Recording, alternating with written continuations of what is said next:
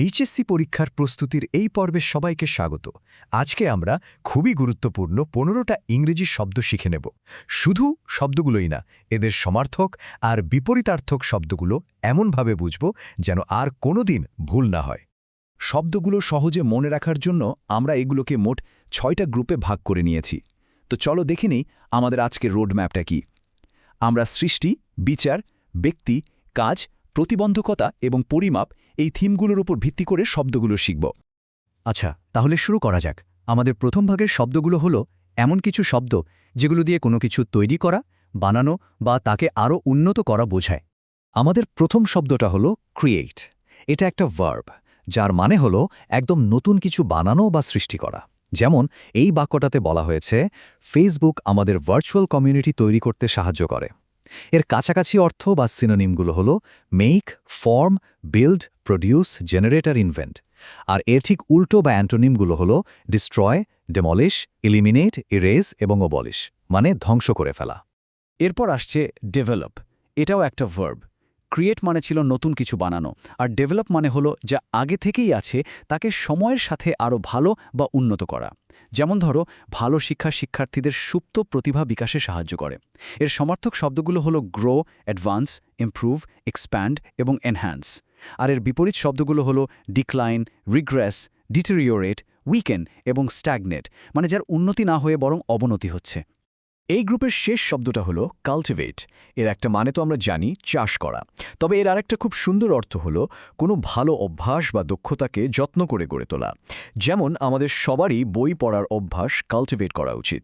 এর সিনোনিমগুলো হলো develop, nurture, foster, grow, promote এবং রিফাইন। আর অ্যান্টোনিমগুলো হলো নেগলেক্ট, অ্যাব্যান্ডেন্ড, ডিস্ট্রয়, সাপ্রেস আর ডিসকারেজ, মানে কোনো কিছু চর্চা না করে অবহেলা করা। চলো এবার আমাদের দ্বিতীয় ভাগে যাওয়া যাক। এখানে আমরা এমন কিছু শব্দ দেখব যা কোনো কিছুর বিচার, বিশ্লেষণ বা মূল্যায়ন করার জন্য ব্যবহার করা হয়। এখানকার প্রথম শব্দ ক্রিটিক্যাল। এটা একটা অ্যাডজেক্টিভ। মনে রাখতে হবে এর কিন্তু দুটো প্রধান অর্থ আছে। একটা হলো সমালোচনামূলক, মানে কোনো কিছুর ভালো মন্দ বিচার করা, আর অন্য অর্থটা হলো অত্যন্ত গুরুত্বপূর্ণ বা জরুরি। যেমন এই বাক্যটাতে ক্রিটিক্যালের অর্থ হলো গুরুত্বপূর্ণ কিছু। এর সমর্থক শব্দগুলো হলো সেন্সরিয়াস, ডিসঅ্যাপ্রুভিং, ডিসাইসিভ, ক্রুশাল। আর বিপরীত শব্দগুলো হলো অ্যাপ্রুভিং, কমপ্লিমেন্টারি, আনইম্পর্ট্যান্ট আর ট্রিভিয়াল। ক্রিটিক্যাল শব্দটা থেকেই আসছে ক্রিটিসাইজ। এটা কিন্তু একটা ভার্ব। এর মানে হলো সমালোচনা করা বা কারও দোষত্রুটি তুলে ধরা। যেমন একজন ভালো শিক্ষক শিক্ষার্থীদের কঠোরভাবে সমালোচনা করেন না। এর সিনোনিমগুলো হলো সেনশিয়া, কন্ডেম, ব্লেম, রিবিউক, ডিসপ্যারেজ। আর উল্টো দিকে এর অ্যান্টোনিমগুলো হলো প্রেজ, কমেন্ড, অ্যাপ্রুভ, কমপ্লিমেন্ট আর অ্যাপ্লড, মানে প্রশংসা করা। তাহলে ক্রিটিক্যাল আর ক্রিটিসাইজের মধ্যে আসল পার্থক্যটা কি? খুবই সহজ। ক্রিটিক্যাল হলো একটা অ্যাডজেক্টিভ, মানে এটা একটা গুণ বোঝায়। যেমন একটা ক্রিটিক্যাল রিভিউ মানে সমালোচনামূলক পর্যালোচনা। আর ক্রিটিসাইজ হলো ভার্ব, মানে এটা হলো সেই কাজটা করা, অর্থাৎ সমালোচনা করা। যেমন টু ক্রিটিসাইজ আ মুভি। এই পার্থক্যটা কিন্তু খুব জরুরি। এবার আমরা তৃতীয় ভাগে চলে এসেছি। এই ভাগে আমরা এমন কিছু শব্দ শিখব যা দিয়ে মানুষ এবং তাদের বিভিন্ন গুণ বা বৈশিষ্ট্য বোঝানো হয়। প্রথম শব্দটা হলো কাউন্সিলর। এটা একটা নাউন। এর মানে হলো পরামর্শদাতা বা উপদেষ্টা, মানে যিনি ভালো পরামর্শ দিয়ে সাহায্য করেন। যেমন যখন আমরা পথ হারিয়ে ফেলি, তখন বই আমাদের পরামর্শদাতার মতো কাজ করতে পারে। এর সমার্থক শব্দগুলো হলো অ্যাডভাইজার, মেন্টর, গাইড, কনসালটেন্ট এবং কোচ। আর এর বিপরীত হলো স্টুডেন্ট, ফলোয়ার, সাবঅর্ডিনেট এবং লার্নার। এরপর আছে কার্চিয়াস। এটা একটা অ্যাডজেক্টিভ যার সহজ মানে হলো ভদ্র, বিনয়ী বা মার্জিত। যেমন একজন ভদ্র বা কার্চিয়াস ব্যক্তিকে সবাই পছন্দ করে। এর সিনোনিমগুলো হলো polite, respectful, gracious, well mannered. আর এর ঠিক উল্টো শব্দগুলো হলো রুড, ইম্পোলাইট, ডিসরেসপেক্টফুল আর ইল ম্যানার্ড, মানে অভদ্র। এই ভাগের শেষ শব্দটা হলো কিউরিয়াস। এটাও একটা অ্যাডজেক্টিভ। এর মানে কৌতূহলী, মানে যার নতুন কিছু জানার বা শেখার খুব আগ্রহ আছে। যেমন একটা কৌতূহলী মন সব সময় নতুন জ্ঞান খুঁজে বেড়ায়। এর সমার্থক শব্দগুলো হলো ইনকুইজিটিভ, ইন্টারেস্টেড, ইগার, কোয়েশ্চেনিং, ক্ষীণ। আর এর বিপরীত শব্দগুলো হলো ইনডিফারেন্ট, আনইন্টারেস্টেড, অ্যাপাথেটিক, বোর্ড। মানে যার কোনো কিছুতেই আগ্রহ নেই।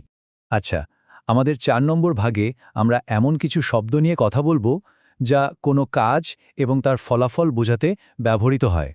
প্রথম শব্দটি ডিড, এটা একটা নাউন।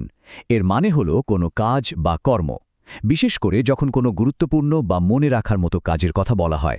যেমন একটা ভালো কাজকে বলা হয় আ গুড ডিড। এর সমার্থক শব্দগুলো হলো act, action, feat, achievement, work এবং এফর্ট। আর এর বিপরীত হল ইনঅ্যাকশন, ওমিশন, নেগলেক্ট, ফেলিয়ার এবং আইডলনেস, অর্থাৎ কোনো কাজ না করা। এর পরের শব্দটা বেশ মজার, ডিরেইল। এটা একটা ভার্ব। শব্দটা শুনলেই মনে হয় ট্রেন লাইন থেকে ছিটকে পড়ছে, তাই না? এর মানেটাও ঠিক তাই, কোনো কাজ বা পরিকল্পনাকে তার পথ থেকে সরিয়ে দেওয়া বা ব্যর্থ করে দেওয়া। যেমন ফেসবুক আসক্তি একজন ছাত্রের পড়াশোনাকে ডিরেইল করতে পারে। এর সিনোনিমগুলো হলো ডিসরাপ্ট, অবস্ট্রাক্ট, আন্ডারমাইন, স্যাবোটাজ, ওয়্যাক। আর অ্যান্টোনিমগুলো হলো advance, support, facilitate, assist, guide. পরের শব্দটা হলো কভার। এটা তো অনেক মানে আছে, কিন্তু এখানে এর মানে হলো কোনো বিষয় বা অনেকগুলো জিনিসকে অন্তর্ভুক্ত করা। যেমন খেলাধুলার মধ্যে অনেক ধরনের প্রতিযোগিতামূলক কাজ কভার করা হয়। এর সমার্থক শব্দগুলো হলো include, encompass, span, comprise, deal with. আর এর বিপরীত শব্দগুলো হলো এক্সপোজ, আনকভার, রিভিল, এক্সক্লুড এবং অমিট, মানে কোনো কিছুকে বাদ দেওয়া। এবার আমরা এমন কিছু শব্দ দেখব যেগুলো দিয়ে কোনো বাধা, সমস্যা বা একেবারে বিপরীত কোনো ধারণা বোঝানো হয়। এই গ্রুপের প্রথম শব্দ হল কার্স। এটা নাউন এবং ভার্ব দুটো হিসাবেই ব্যবহার হতে পারে। এর মানে হল অভিশাপ বা এমন কিছু যা অনেক বড় ক্ষতি করে। যেমন নিরক্ষরতা একটা জাতির জন্য অভিশাপ। এর সিনোনিমগুলো হল বেইন, স্কার্জ, প্লেগ, অ্যাফ্লিকশন, মিসফরচুন। আর এর সবচেয়ে শক্তিশালী বিপরীত শব্দটা হল ব্লেসিং, মানে আশীর্বাদ। এছাড়া গিফট, বেনিফিট, বুন, অ্যাডভান্টেজও এর অ্যান্টোনেম। এরপর আছে ডার্কনেস। এটা একটা নাউন। এটারও দুটো অর্থ আছে। একটা হলো আক্ষরিক অর্থ, মানে যেখানে আলো নেই, অন্ধকার।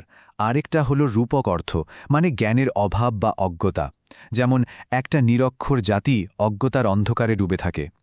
এর সমার্থক শব্দগুলো হলো গ্লুম, অবস্কিউরিটি, শ্যাডো, ইগনোরেন্স।